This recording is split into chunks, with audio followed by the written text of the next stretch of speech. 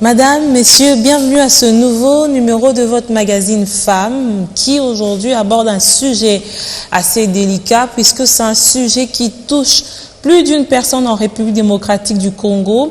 Il s'agit du cancer, mais cette fois on va parler des initiatives privées ou personnelles prises par une catégorie des personnes dans la sensibilisation pour pouvoir lutter contre cette maladie. Il s'agit de la Fondation Bomoko. Nous avons la présidente de cette fondation sur ce plateau. Elle va nous parler justement de l'origine ou des initiatives prises dans ce sens, des objectifs et aussi des perspectives.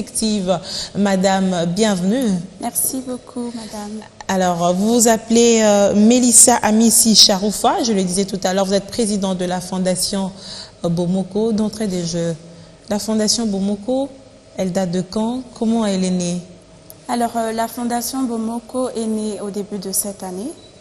Mais nous avons C'est un tout petit bébé qui ne marche pas encore? Oui, c'est un tout petit bébé. C'est un tout petit bébé. Mais avec beaucoup d'initiatives. Oui, avec beaucoup d'initiatives. Un bébé qui a été accueilli avec beaucoup d'amour de ses parents qui sont au fait la République démocratique du Congo. En fait, nous œuvrons vraiment depuis le mois de juin parce que nous avons commencé une série d'ateliers informatifs depuis le mois de juin. Vous êtes présidente de cette fondation, assez jeune quand même. Oui. D'où vous est venue l'idée de mettre en place une fondation qui milite sur le terrain contre le cancer? Au fait, tout est parti d'un simple constat. Durant les 2 dernières années, dans mon entourage et même dans l'église, et même à la télévision, on apprenait tout le temps des cas de décès, de mortalité liée au cancer. Et je suis quelqu'un qui est curieuse de nature. J'ai voulu un peu comprendre qu'est-ce qui se passe. Qu'en est-il du cancer ici en RDC? Est-ce qu'il y a des mesures qui sont prises? Est-ce qu'il y a des programmes? Est-ce qu'il y a des médecins qui sont spécialisés? Et je me suis intéressée au sujet du cancer. Malheureusement, j'ai pu avoir presque toutes mes réponses sur Internet. Et je me suis Heureusement que vous avez quand même eu des réponses. Oui, heureusement que j'avais quand même eu des réponses. Et malheureusement que ce soit des réponses qui viennent des pays d'ailleurs. Mais je me suis dit, je vais faire un pas. Je ne vais pas attendre derrière les barreaux à pointer les doigts. Je vais essayer de faire un cadre dans lequel les personnes pourront avoir des réponses à leurs questions concernant le cancer. Alors, tout est parti de ce constat-là. Oui. Où vous aviez remarqué qu'il y avait beaucoup de décès. Mais est-ce que vous avez des épaules solides pour prendre en charge? Même si on va seulement en termes de sensibilisation, ça coûte quand même énormément. Ça demande beaucoup de moyens. Mélissa, vous êtes prête ou Je suis totalement prête parce que premièrement, je dirais que c'est grâce à l'ère dans laquelle nous nous retrouvons maintenant, l'ère de la technologie nous permet d'atteindre 1 million de personnes et pratiquement presque le Congolais jeune, le Congolais adulte a un smartphone. Donc nous œuvrons pas seulement dans Kinshasa, mais pas dans les milieux reculés où les gens meurent sans savoir qu'ils sont même atteints du cancer. Justement, c'est au fait la particularité de Bomoko, c'est que nous œuvrons physiquement et même du côté digital. Donc nous avons une plateforme Internet, mais nous organisons aussi des sensibilisations où nous allons vers des personnes, même dans les milieux les plus reculés, les milieux ruraux. Donc, et depuis que vous êtes mis sur pied pour la sensibilisation, qu'est-ce qui a été déjà fait? Ce qui a déjà été fait, c'est la première formation que nous avons. J'espère que c'est pas tôt de vous poser la question. Non, même pas. Ce qui a déjà été fait, c'est que nous avons organisé une première formation des bénévoles, c'est-à-dire nous leur avons donné les notions de base sur comment aborder un individu sur le chemin, lui parler d'un sujet qui est aussi sensible que le cancer. Vous avez donné la formation à qui exactement? Aux jeunes bénévoles, parce que lorsque nous avons commencé la fondation, nous avons lancé un appel. Vous voyez, comme les appels d'offres, nous cherchons des bénévoles qui ont le cœur. Ça marche toujours pas à Kinshasa. Mais ça, en tout cas, oui. Oui, ailleurs, oui, mais ici, le public a été très réceptif. Okay. Donc, on a eu beaucoup de jeunes qui se sont inscrits. Et donc, avant de les lancer au marché, comme on peut le dire, on a dû les former, leur expliquer c'est quoi la vision et pourquoi nous avons choisi ce combat qui est le cancer. Mais à part ça, nous avons pu faire déjà 2 ateliers, essentiellement sur les cancers gynécologiques, les cancers qui touchent les femmes, le cancer de sein et le cancer du col de l'utérus. Donc, si on fait la somme de tout ça, on peut dire qu'en 3 mois, on a déjà pu réunir plus de 1000 personnes qu'on a pu déjà toucher physiquement. Sensibiliser, c'est une part des choses, mais prendre à charge aussi en est une autre part. Est-ce que aujourd'hui, Bomoko envisage quand même étendre son champ d'action dans ce sens-là? Parce que, imaginons que vous êtes sur le terrain, vous rencontrez une femme qui, après sensibilisation, elle vous dit réellement, j'ai remarqué, je suis partie à l'hôpital, mais j'ai pas assez de moyens. Comment vous faites? Alors là, j'ai pas mentionné ça au tout début de l'émission, mais en fait, ce que nous faisons, nous travaillons sur 3 axes. Donc, le premier axe étant la sensibilisation, le deuxième, l'accès au diagnostic, et le troisième, l'orientation et le soutien des personnes malades. Donc là, on est à l'étape 3 de l'orientation au traitement et le soutien des malades. Nous avons des partenariats avec des centres hospitaliers et pratiquement toute la chaîne qui intervient dans la prise en charge des cas de cancer, ce qui fait que nous bénéficions de certaines réductions, voire même de certains examens qui peuvent être faits même gratuitement. Tout ça pour emmener les gens à prendre conscience qu'il y a une maladie et que lorsqu'elle est diagnostiquée tôt, il y a beaucoup de chances de survie.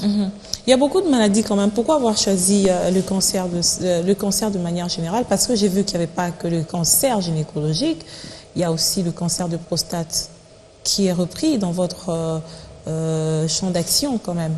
Oui, au fait, le cancer, pourquoi en ce moment, c'est parce que, comme je l'ai dit précédemment, nous sommes dans une ère de technologie. Nous sommes dans une ère où les choses avancent vite et le cancer est comme une maladie, une conséquence, au fait, une face cachée du monde moderne dans lequel nous vivons aujourd'hui. Chaque époque, chaque étape de la vie ou du siècle ou du monde est toujours marquée par des grands événements. Et la maladie du siècle, de ce siècle dans lequel nous vivons, c'est le cancer. Sous d'autres essieux, la prise en charge a déjà assez évolué. Oui. Ici, c'est encore une fatalité pour beaucoup de gens. Oui, c'est encore une fatalité, mais nous travaillons d'arrache-pied pour avoir des partenariats extérieurs dans la mesure où nous pourrons envoyer certains malades bénéficier des soins en Inde ou au Kenya, dans les pays où les avancées médicales sont assez avancées. Ne pensez-vous pas que votre action serait une goutte d'eau dans l'océan dans la mesure où le gouvernement ne joue pas son rôle dans la prise en charge? Au fait, dans cette partie, moi je dis le gouvernement c'est un peu toi, c'est un peu moi, c'est un peu toute la population. Le gouvernement c'est toutes ces personnes qui se battent pour un idéal. Le gouvernement suit au fait la masse. Si la population est intéressée au cancer, je ne pense pas que le gouvernement restera assez indifférent. Bien au contraire, le gouvernement peut même nous accompagner dans ce sens parce que ça reste un combat. Le cancer, c'est une maladie très silencieuse. Lorsqu'elle entre dans la vie de quelqu'un, surtout ici à Kinshasa en RDC, lorsqu'on t'apprend que tu as le cancer, c'est comme si on t'informait que tu mourrais dans les 2 semaines qui viennent. Parce qu'effectivement, il n'y a pas une bonne prise en charge, ou même elle existe, mais elle est encore cachée. C'est encore réservé à un cercle. On ne sait pas exactement où est-ce qu'on doit aller. Oui. Et alors, la Fondation veut mettre à la portée de tout le monde ces infos de base. Donc, il faut que quelqu'un, lorsqu'on lui informe qu'il a le cancer, qu'il sache que c'est pas d'abord une sentence de mort. Et un peu comme le VIH oui, un peu comme le VIH aujourd'hui, qui est pratiquement une maladie chronique qu'on peut gérer maintenant dans le temps. Le cancer peut le devenir s'il est diagnostiqué tôt et si des mesures appropriées sont prises à temps. Est-ce que vous avez déjà des résultats palpables, par exemple après une certaine campagne, vous avez diagnostiqué ou les gens sont venus vers vous pour vous dire grâce à vous? Oui. Et quelle a été votre sensation? J'étais juste... le sentiment qu'on ressent, c'est indescriptible. Parce qu'il y a des mamans qui viennent, bien sûr, vu mon jeune âge, mais qui arrivent quand même à se confier et disent que, franchement, Mélissa, grâce à votre fondation, je constatais tel symptôme. Je suis allée voir le médecin. Heureusement, pour moi, c'est pas encore un cancer, c'est une phase pré-cancéreuse. On a pu traiter, je vais beaucoup mieux. Et il n'y a pas meilleure satisfaction que ça, que l'information sauve. Quelle est la cible de votre message? Les jeunes gens ou on se dit toujours que c'est à une certaine catégorie d'âge qu'on est plus concerné par le cancer, alors que les médecins vous diront que c'est faux? C'est faux, c'est totalement faux. Ce qui est assez particulier avec le cancer, c'est qu'il atteint tout le monde. Il ne fait aucune distinction d'âge, aucune distinction de milieu de vie, rien. Donc ma cible, au fait, c'est la population. Pour les jeunes enfants qui ne comprennent pas encore grand-chose, je vais vers les parents, on explique aux parents. Et pour les jeunes adultes, les universitaires, ceux qui peuvent comprendre, ils viennent vers nous, on va vers eux, on explique, parce que on ne peut pas rester silencieux. Tant qu'on accepte de vivre dans la modernité, il faut accepter les conséquences qui viennent un peu après. Il faut accepter la face cachée derrière toute cette technologie, toute cette nourriture que l'on mange, tout cet environnement qui nous entoure. Le mode de vie apporte quand même beaucoup de problèmes finalement. Mélissa, vous êtes quand même éloignée de ce que vous avez appris à l'école. Qu'est-ce qui explique ce paradoxe? Des finances à la santé publique, c'est quand même paradoxal, n'est-ce pas? Très paradoxal. Et je pense vous vous sentez bien dans la peau Oui, effectivement. Au fait, la fondation n'est qu'une expression de ce que je suis réellement au-dedans de moi. Qui vous êtes réellement? On est curieuse de le savoir. Oui, je suis juste une jeune femme congolaise de souche qui a beaucoup de compassion vers les personnes, qui est tournée vers les personnes. Je pense que le fait que je sois issue d'une grande famille fait de moi une personne qui aime voir les autres bien portants. Je viens d'une très grande famille, j'ai beaucoup de frères, nous sommes à 17. C'est une très grande famille. Et donc, mes frères et moi et toute ma famille, on a grandi dans cet environnement où on prend soin de chacun de nous. Et c'est un peu ma nature. C'est ma nature. Je veux apporter quelque chose à la nation congolaise. Bien mon jeune âge, il n'y a pas d'âge pour faire des grandes choses. Mais je me dis, avec la fondation, si on peut arriver à sauver une vie, à épargner une vie, c'est déjà beaucoup. Les moyens vous viennent d'où? Parce que tenir une fondation, ce sont des actions qu'il faut mener sur le terrain. Jeune que vous êtes, je suis curieuse, ou les téléspectateurs aussi ont la même curiosité que moi de savoir d'où proviennent les moyens. Les moyens, premièrement, proviennent de la générosité des personnes pour l'instant, parce que nous n'avons pas encore des partenaires qui ont confirmé leur accompagnement ou leur soutien parmi tous les programmes que nous proposons. Donc pour l'instant, c'est que des fonds propres, donc les fonds de famille et les bénévoles et des donateurs divers qui donnent ce qu'ils peuvent. Pour l'instant, c'est comme ça que nous fonctionnons. Et c'est un peu pour ça aussi que nous sommes un tout petit peu limités. C'est-à-dire on fait des ateliers jusqu'à une certaine mesure, mais on n'arrive pas encore à atteindre notre objectif. Ateliers où vous prenez en charge une centaine de personnes ou plus, c'est quand même beaucoup, n'est-ce pas? C'est beaucoup. Et là, c'est grâce à la participation des individus qui ont cru et qui pensent que le combat nous concerne tous, qui explique même Bomoko.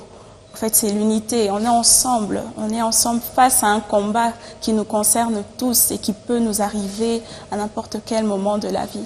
Alors, on va voir cette sensibilisation sur le terrain avec cet atelier que vous avez organisé pour justement vulgariser sur les cancers gynécologiques avec des spécialistes qui ont pu donner de la matière à ceux qui étaient présents en vue de pouvoir déceler ou diagnostiquer à temps cette maladie qui frappe plusieurs femmes, les cancers du col de l'utérus et les cancers de sein. Ça a quand même été génial avec des résultats probants. On a vu la réaction des participantes qui se sont dit satisfaites par rapport à la leçon apprise au courant de cet atelier que vous avez organisé au Collège Boboto. Mélissa. Les chiffres sont alarmants. Le taux de prévalence du cancer du col de l'utérus en RDC est élevé de 22,9. Une urgence qui conduit la Fondation Bomoko, au travers de cette conférence, de sensibiliser les Quinois, toutes générations confondues, sur cette pathologie rongeuse, mais moins connue des Congolais. Nous souhaitons toujours, dans le cadre de notre vision et de la poursuite de nos objectifs, d'atteindre un maximum de personnes, de les informer, de les former sur les techniques de dépistage, les bienfaits d'une détection bien plus tôt dans les cas de cancer, mais aussi de la prise de traitement qui est à jour. Le cancer du col de l'utérus, c'est très prévalent, surtout ici en RDC. Nous dépassons même l'Occident et les autres pays du monde. Ça reste une urgence et nous devons nous lever et agir au plus vite. Le cancérologue Ali Rissassi est revenu sur les causes telles que la précocité des rapports sexuels et la multiplicité des partenaires. Elle s'est également attardée sur les mesures préventives comme la vaccination des jeunes filles avant la vie sexuelle. Pour sa part, le docteur Idriss Aboubakar a exhorté l'auditoire sur la prise en charge médicale. Après un débat houleux, les participants en sortent visiblement bien édifiés. Je suis très contente parce que c'est une conférence où on informe à la femme des dangers qui guettent la femme. Parce que c'est une maladie qui tue la femme à bas bruit, comme on a dit. C'est mieux d'être au courant et de se faire dépister à temps afin d'être prise en charge et aussi de vivre longtemps. C'est un mal qui ronge déjà notre pays. Quand on informe nos mamans, nos femmes, plus l'information se répand, mieux en fait nos mamans identifient le problème et meilleure est la prise en charge. Je fais vraiment un appel aux femmes de se faire dépister tôt pour ne pas tout comme en phase où il y a cancer. J'espère qu'avec Bomoko et avec de partenaires au Bakozwa, va aider vraiment la population pour tout à moindre coût. Bien, si ça sera gratuit, ça sera aussi une bonne chose. Au finish, il a été noté que le dépistage régulier serait le moyen par excellence de prévenir les cancers du col de l'utérus au stade précoce. Cependant, le coût actuel ne permet pas aux Congolais moyens d'en accéder. Le combat de la Fondation Bomoko est de faciliter l'accès à l'information, au diagnostic et à la prise en charge de toute forme de cancer en RDC. 3 mois d'existence, si je ne me trompe, avec des actions sur le terrain, c'est quand même encourageant pour une fondation qui vient d'être mise sur pied. Alors, peut-on espérer que dans les jours à venir, vous aurez encore un peu plus d'actions à mener pour pouvoir sensibiliser? Effectivement. Au fait, on est focalisé sur 5 types de cancers. Le cancer de sein, cancer du col de l'utérus, cancer de la prostate, cancer du côlon et enfin la leucémie qui est une forme de cancer de sang. Alors dans les mois à venir, nous prévoyons organiser des ateliers sur les restes des cancers, donc cancer de la prostate et du côlon et la leucémie. Mais aussi, à présent, par exemple, au moment où je vous parle, il y a toute une équipe qui est à Kimpese, donc à l'Institut médical évangélique de Kimpese, parce qu'il y a un nombre assez élevé des cas de cancer. Et donc, nous faisons des descentes comme ça dans les hôpitaux ou dans les milieux reculés. Mais qu'est-ce qu'ils font exactement quand quand ils ont des cas de cancer, ils les traitent tant soit peu des soins palliatifs, c'est-à-dire des soins juste pour accompagner le malade à sa mort. Donc, il n'y a pas de traitement curatif encore à ce jour, à ce que je sache en tout cas. Et donc, lorsqu'on est à la dernière phase. À la dernière phase. Et la population de ce côté, malheureusement, signale les cas de cancer lorsqu'ils sont déjà arrivés à une phase assez avancée. Et donc, l'hôpital joue en fait un rôle de centre d'hébergement où ils accompagnent simplement les malades parce que les malades sont délaissés par les familles, les coûts sont trop élevés, la nourriture, l'alimentation, l'hygiène, il n'y a pas tout ça. Donc, on se bat un peu pour ça. Dans les mois à venir, ce serait les ateliers, notre série d'ateliers, mais aussi aller rendre visite aux malades, aller faire des dons. Penser à ces personnes qui sont délaissées à cause de leur situation. Ils n'ont pas cherché à être malades, c'est une fatalité, ils ne sont que des simples victimes. Donc on organise des programmes de dons où toute personne désireuse d'aider, d'aller rendre visite aux malades ou d'apporter quelque chose à la fondation peut se rendre dans nos bureaux, parce que nous avons des bureaux, nous contacter ou nous appeler ou aller carrément sur nos pages Facebook et venir nous accompagner dans ce sens. Nous avons un festival. Vos bureaux sont situés où? Parce que après il y aura des réactions certainement. Oui. Alors nous sommes situés sur l'avenue des Croisements des Marais et Colonel Ebea dans la galerie Cassiopée. C'est non loin de l'hôtel de ville et c'est à 2 pas de la TMB, la banque TMB. Et on dit toujours vaut mieux prévenir que guérir. Aujourd'hui vous êtes certes dans la sensibilisation, mais qu'est-ce que vous dites exactement aux gens? Vous n'êtes pas médecin, c'est vrai, mais vous avez la vision de votre fondation, ça veut dire que vous connaissez les objectifs que vous êtes assignés. Qu'est-ce que vous dites aux gens par rapport à la prévention? Je prends par exemple les cas des cancers gynécologiques qui aujourd'hui sont devenus très récurrents. Comment vous faites pour sensibiliser une femme? À une femme, quand je rencontre une femme, pour ne pas rentrer dans des détails trop intimes, je parle plutôt des avantages d'un dépistage précoce. Okay. Comment est-ce qu'on dépiste un cancer de manière précoce? C'est quand on fait au moins, dans une année, au moins une fois, aller voir le médecin pour des examens généraux. Elles vont vous dire qu'elles n'ont pas d'argent, qu'elles n'ont pas de moyens. Et moi, je réponds, je dis, la Fondation met à votre disposition des partenariats avec ces hôpitaux qui vont vous permettre de bénéficier à des réductions. Et si vous venez à la période dans laquelle nous avons des promotions, vous pouvez même avoir accès au diagnostic. Et si vous êtes débordé le lendemain avec beaucoup plus de sollicitations pour un dépistage, comment vous faites? Non, nous travaillons déjà. Nous avons déjà des projections dans le cas où... Parce que lorsque nous sortons comme ça, nous savons stratégiquement que le nombre des sollicitations va vraiment augmenter. Et donc, nous avons déjà des stratégies pour ça. Nous avons des partenaires ici. Nous ne travaillons pas seuls. Comme nous ne sommes pas un hôpital, on ne peut pas prendre la charge d'engager la santé des autres. Oui. Donc, nous avons des professionnels qui nous accompagnent et des personnes chez qui nous allons diriger les malades. Donc, si à une femme, lorsque nous partons vers une femme, nous lui disons qu'il y a un avantage, il y a une méthode de prévention qui reste incontestable, c'est le dépistage précoce. On ne peut pas contrôler le cancer par la nourriture. Malheureusement, c'est vrai que la nourriture joue beaucoup, mais le seul moyen de le dépister tôt, c'est lorsqu'on part au moins une fois par an faire son check-up annuel et demander les examens gynécologiques, demander les examens de sang, bref, tout le check-up. Tous les check-ups, ça vous permet de pouvoir détecter les petites anomalies et les anormalités. Alors, la Fondation Bomoko aujourd'hui, c'est quand même une plateforme, c'est ce cadre, comme vous l'avez dit tout au début, qui permet de parler de ces sujets qui est assez sensible par rapport à la société congolaise. Nous enregistrons un retard en termes de prise en charge de ces maladies, mais nous savons aussi que cette plateforme va pouvoir aider à pouvoir combler certains déficits par rapport à la question. Mélissa Amissi Charoufa, aujourd'hui, si vous étiez demandé de pouvoir faire autre chose, seriez-vous toujours dans la fondation ou vous aurez autre chose? Là, je parle maintenant de vous. En tant que Mélissa, oui, en tant que j'aurai toujours la fondation. Parce qu'en dehors de la fondation, j'ai d'autres activités. J'ai fait des études de finance, donc je suis entrepreneur, j'ai une boutique, j'ai une boîte de consultance dans l'administration et démarches de visa. Et donc, je suis aussi un peu dans l'événementiel. Je fais pas mal d'activités à côté de la fondation. Donc, s'il faut que j'aille ailleurs ou que j'ai d'autres opportunités, la fondation sera là.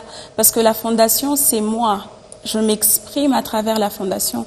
Je laisse exprimer ma nature. Donc, je pense que vous êtes en train de réaliser vos rêves de petits enfants. De réaliser mon rêve. Mais vous savez aussi qu'il y a beaucoup de jeunes filles aujourd'hui qui sont peut-être limitées par rapport à leurs rêves. Elles ne savent pas par où commencer. Elles ont des ambitions, mais bloquées quelque part. Qu'est-ce qui a été le déclic chez vous? Au fait, l'environnement, votre famille, je réponds à votre place quand même.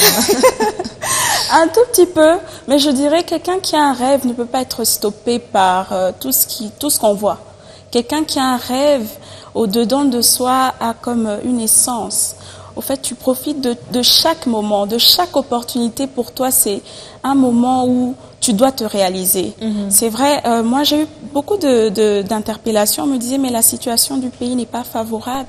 Je dis, c'est bien le contraire. Pour quelqu'un qui entreprend, quelqu'un qui a un rêve, qui a un objectif à atteindre, toute situation est favorable. C'est une opportunité. Toute situation est une opportunité. Et alors, à ces jeunes femmes qui ont encore des rêves, mais qui attendent, parce que généralement, c'est « ah oui, il faut des moyens ». Le plus dur, c'est de commencer. Une fois qu'on commence, c'est parti. Et il faut commencer. Parce que le déclic chez moi, c'est quand j'ai réalisé que je touchais un sujet qui tue chaque jour, chaque minute. On parle de mortalité liée au cancer par minute. Il y a des chiffres élevés que l'OMS nous donne chaque année, fait des rapports chaque année. Le cancer, les chiffres n'arrêtent pas de grimper. Et je ne parle pas de quelque chose qui doit attendre. Non, il ne faut pas rester silencieux. Le cancer est agressif et nous devons être agressifs aussi dans notre façon d'agir, dans notre façon de commencer. Il faut aller vite. Le monde va vite ces derniers jours et il faut aller vite aussi. Avec qui vous travaillez? Des jeunes? Oui. Des vieux? Des jeunes. Des jeunes. Mon équipe est composée essentiellement des jeunes. On n'est pas encore dans la quarantaine tous, donc je nous considère jeunes. De toute façon, la jeunesse, c'est un état d'esprit aussi. C'est vraiment un état d'esprit aussi, mais les professionnels sont tous... Il vous est plus difficile ou plus facile de travailler avec les femmes que les hommes? Non. Vous n'avez pas de préférence? Non, je préfère les deux.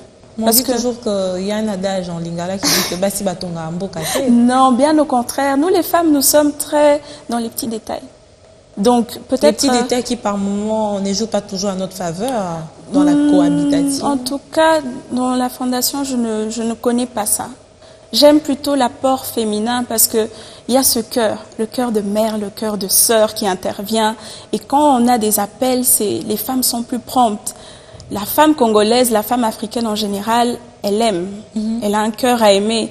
Et c'est ça qui est beau, en fait. Parce que quand je travaille avec mes collègues qui sont femmes, on est en symbiose. Elles comprennent ce que je veux dire. Il s'agit de la vie de quelqu'un. Donc, il y a ce cœur, il y a cette promptitude. Oui, la susceptibilité de la femme. Et comment entrevoyez-vous l'avenir de la femme congolaise, de manière générale? De manière générale, la femme congolaise, elle est juste une bombe à retardement.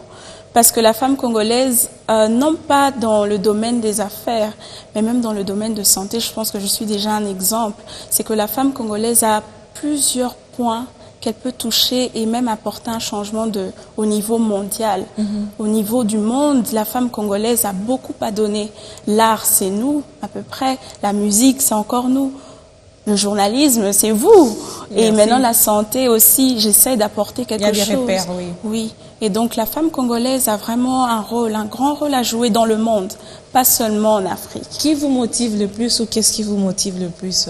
Ce qui me motive réellement, c'est de pouvoir sauver mes sœurs, mes mères, ma famille, qui est au fait la nation congolaise. Et au-delà de ça, aller en Afrique, aller toucher le monde, apporter le message d'espoir. Vous rêvez grand, n'est-ce pas? Très grand, très grand. Et la personne qui m'inspire le plus, c'est Michelle Obama. Parce que je trouve que c'est une femme qui Vous avez quand même des traits, des ressemblances aussi. On vous l'a déjà dit? Oui, on me l'a déjà dit. C'est elle qui m'inspire parce que je trouve en elle une femme courageuse, une femme qui a osé.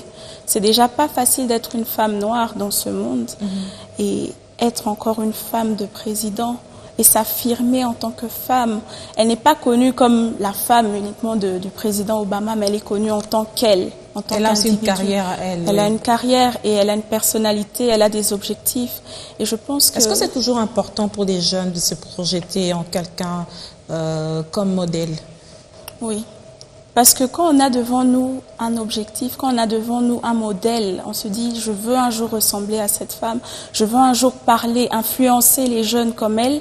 Tout ce qu'on fait chaque jour, au fait, on se rapproche un tout petit peu plus. Vous êtes allé quand même un peu plus loin. Et si on revenait dans notre pays? Dans notre pays? Oui, il y a beaucoup de modèles. Premièrement, c'est ma mère. Parce que c'est une femme très forte. Comme toute femme, bien sûr. Comme toute femme. C'est ma mère et toutes les survivantes de cancer. Parce qu'on a eu on a rencontré dans nos ateliers, on a eu à rencontrer 2 femmes qui ont bravé ce cap, qui ont subi tout ce qu'il fallait subir, tous les traitements lourds, mais elles sont debout, elles sont fortes. Vivantes. Ce sont ces femmes-là qui m'encouragent et qui me motivent. Parce que même quand elles me voient, elles me disent, Mélissa, si on avait cette fondation bien plus tôt, on est certaine qu'on n'aurait pas pu atteindre cette étape. Et ce sont ces femmes, dans leurs yeux, vous voyez qu'elles dégagent une force. Et c'est ça la force. Et c'est ça aussi qui fait votre force. On va finir notre entretien de ce jour. Mélissa, en 1 minute, pouviez-vous vous résumer? Il est quand même difficile de pouvoir circonscrire en quelques minutes tout ce qu'on a eu comme idée, mais c'est un exercice auquel on va vous soumettre. D'accord. Au fait, la Fondation Bomoko est une fondation qui lutte contre 5 types de cancers. Nous avons 3 axes d'intervention qui sont la sensibilisation, l'accès au diagnostic et l'orientation au traitement. Nous invitons un maximum de personnes, que ce soit des personnes malades ou des personnes qui accompagnent les malades ou encore des personnes qui ont survécu au cancer, de bien vouloir se rendre dans nos bureaux, venir partager leur expérience avec nous, de nous contacter et bien sûr, si vous apprenez que vous êtes malheureusement atteint d'un cancer, venez signaler, on peut toutefois vous aider et vous accompagner dans ce combat. C'était la voix de Mélissa Amissi Charoufa. Je ne dirais pas que c'est seulement votre voix, mais c'est aussi la voix de ces personnes qui sont atteintes de cette maladie et qui ne savent pas à quel sens se vouer, qui ne savent pas par où commencer. Mais du moins aujourd'hui, ce cadre que vous avez mis en place peut vous servir d'orientation pour pouvoir aider les malades ou les gens qui ne sont même pas encore touchés par cette maladie à être sensibilisés et prévenir contre toute forme de cancer. Merci. Merci beaucoup à vous d'avoir répondu à notre invitation. Merci Ça a été un beaucoup réel plaisir. Nous apprenons tous les jours dans cette émission. On vous retrouve, madame, messieurs, très prochainement sur ce même plateau de l'émission Femmes avec un autre invité, bien entendu, pour pouvoir nous édifier davantage, car ce beau pays nous appartient et nous sommes appelés à le développer ensemble.